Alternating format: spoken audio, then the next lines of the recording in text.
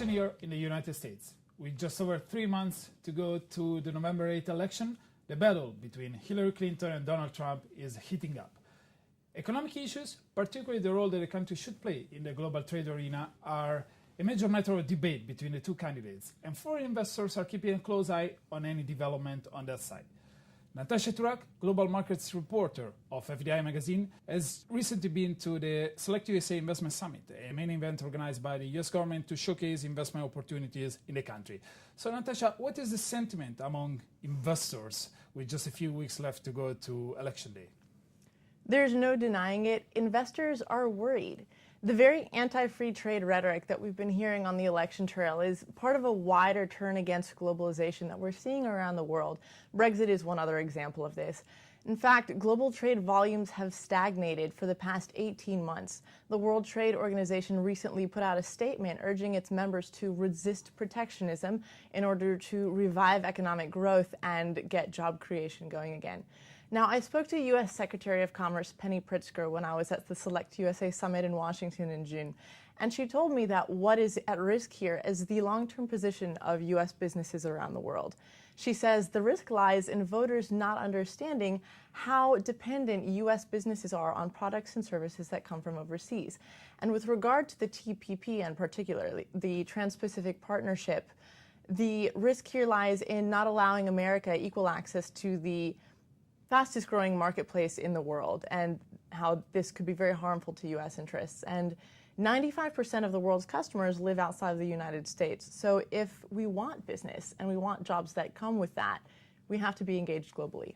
Natasha, if we look at the platforms of both Hillary Clinton and Donald Trump, what do you think investors are the most scared?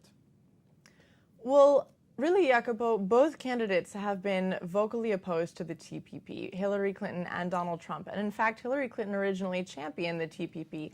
However, the most aggressive and the most dramatic anti-free trade statements we've been hearing have been from Mr. Trump, who has essentially upended Republican orthodoxy when it comes to free trade. He has threatened to, quote, tear up NAFTA, the North American Free Trade Agreement, to pull the U.S. out of the WTO and to impose steep tariffs on goods coming from China and Mexico. His policy is essentially America first, whether that is immigration or foreign policy or trade. However, experts are warning that these policies could cost millions of U.S. jobs, trigger trade wars, and even potentially a recession. Will all this eventually compromise the U.S. image as an FDI destination? Well, the truth is, Jacopo, America remains the top destination in the world for FDI, as it has done for several years, and it consistently ranks #1 in terms of investor confidence. All of the investors that I spoke to at the Select USA Summit reiterated the strength and the attractiveness of America's huge consumer market, its transparency and rule of law, its IP protections, its robust diversified sectors, highly skilled pool of human talent, and legacy of innovation, R&D, and tech. These things aren't set to change anytime soon, regardless of who is in the White House. However, this growing turn against globalization does not seem to be going anywhere either, and the strongest opposition can be found in Rust Belt states like Pennsylvania and Ohio, areas that, at the end of the day, will be the most critical in determining the election result.